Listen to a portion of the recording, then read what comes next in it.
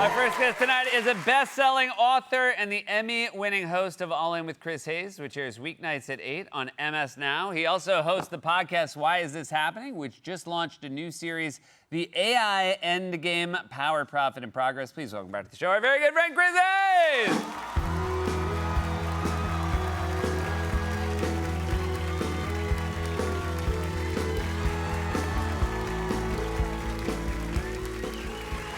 How are you? Hello. I'm great. How are you? I'm a big fan of your podcast. I'm very happy you're addressing the AI endgame because a lot of people say that one of the endgames is just the total extinction of the human race. Yes, and I don't know if you feel this way. There's something about the tenor of the AI conversation that makes me curl into like a fetal position. Yes. And it just gives me like the bad feeling.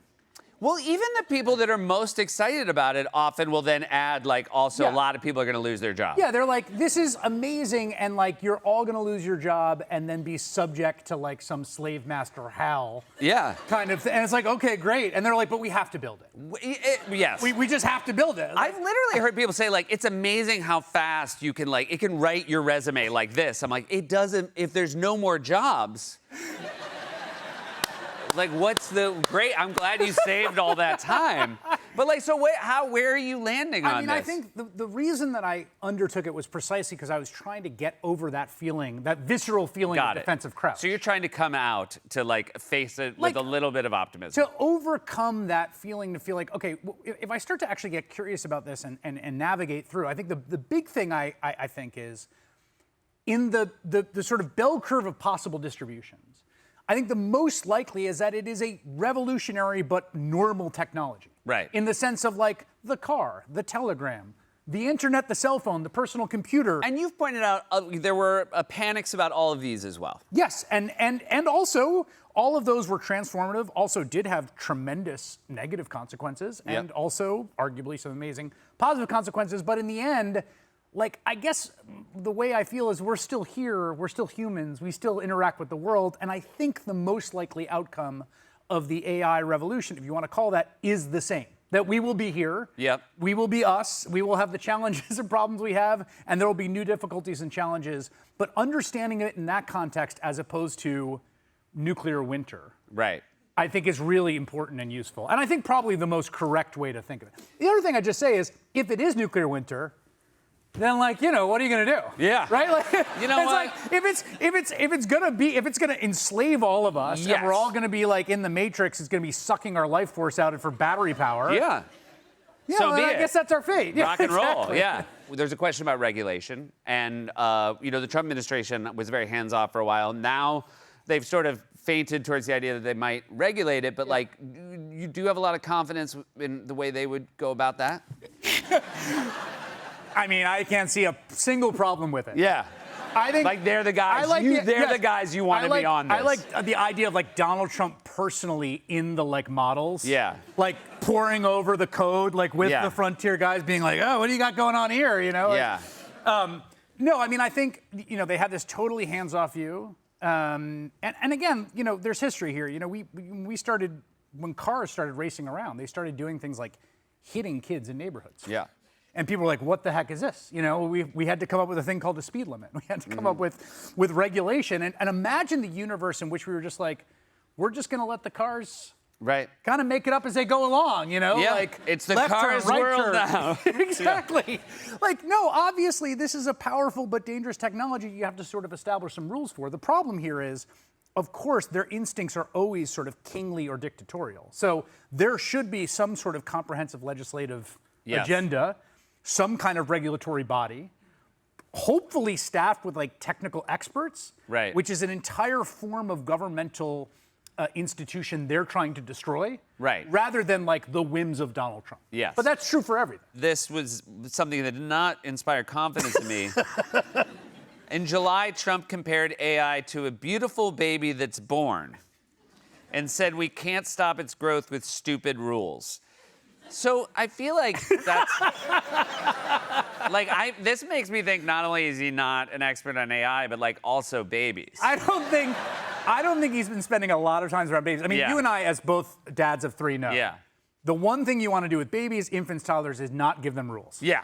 It's the most important thing. Yeah, just you kinda gotta let them grow. And then they grow up and they get so big and so beautiful. Yeah.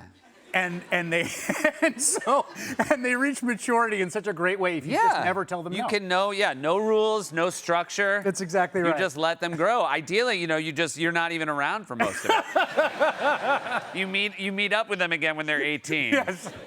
I should, all of this is true. These are fair criticisms about how the Trump administration would go about regulating AI. I would also not feel a ton of confidence if, like, Chuck Schumer was in charge of this. Like, Fair, yes. there's nobody on the Democratic side where I'm like, those are the guys that could absolutely sort this out for us. No, and I think if you go back and you look again, if you look at like the Telecommunications Act in 1996, I think it was, like there's all sorts of real critiques for that. And the idea of some big legislative apparatus to regulate this, there's going to be a huge amount of industry capture, there's going to be lobbyists writing it. But again, it kind of comes back to that kind of, democracy being the worst system except for all the alternatives. Right. That's sort of where I am on this. It's like, yes, like, do I feel amazing about Congress writing some AI regulatory bill? No. Do I think it's awesome to just have the frontier labs themselves? I mean, this happened with Anthropic recently, right? Yeah, of They course. develop a new model, and they're like, oh, hey, look at this. This model can find every zero-day exploit, every, like, massive vulnerability in every critical system around the world. We're not going to release it to the public. Mm-hmm. Now, that was probably the right call. Yeah. It's a little weird that they're just voluntarily sitting there with the nuke button. They're like, we're not going to touch it this time. Well, someone like that decision has to be made under some form of democratic, regulatory, and legal supervision. And yes, you're right. You're right to be skeptical of anyone having the wherewithal to deal with this. But in some ways, it's not like we haven't figured this out before. Right. There is also, I think a lot of times this happens in politics, right? Where it's almost like a roulette wheel of like, when will this hit this critical moment where Americans panic about AI, Yes. right? Like, does it lead to massive job loss? And ultimately, like, it's going to be a little random whether a Republican or a Democrat is in power when this moment comes, right? Yes. And, do you feel like anyone is prepared for how, again, if it ends on the other side of this bell curve where jobs just start leaving industries that have, depended on them for human employment? Yeah, I mean, there's two things happening right now. At the grassroots level, you are seeing across ideological spectrum, across the partisan divide, and across geographic areas, rebellion against data centers. And this is happening in small rural Republican areas. It's happening in suburban Democratic areas. Like, people are like, we don't want these things. Yeah. There's growing fear and sort of backlash at the ground level. And then at the sort of higher level, I think Bernie Sanders has been doing some interesting work on this. I mean, one way to think about the project here is to do to white-collar workers what globalization and neoliberalism and trade did to blue-collar workers. And it's like, if you think American politics are crazy now, turn Marin County into Gary, Indiana, and Park Slope into Youngstown. Yeah. And then see how crazy it gets. Yeah.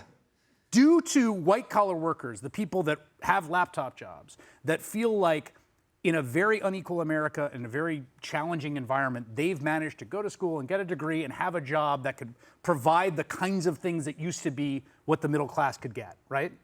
And now take that away and say, you're now the factory worker who's been de-skilled.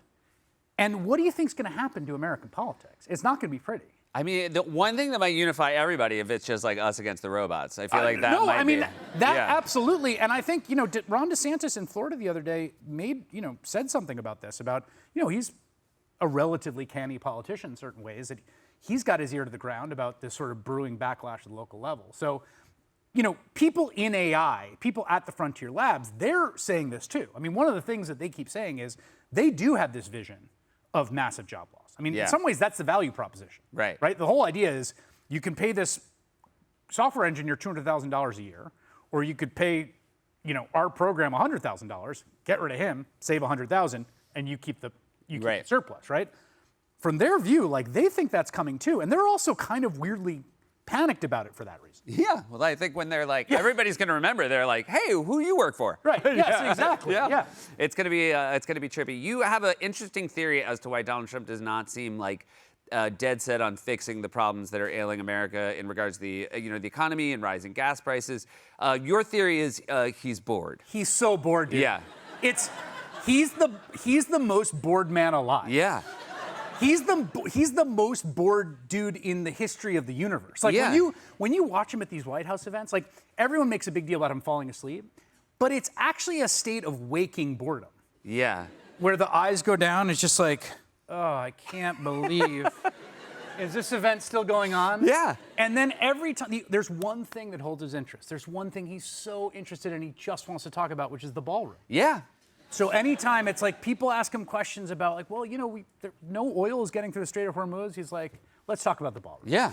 Have you heard about my ballroom? He's like, there's going to be a window there. Yeah, right there. Yeah. Maybe you can watch the Strait of Hormuz But from like, here. it is like, and so it's about like building arches and just like, the reflecting pool. He just is like fully becoming a construction guy again.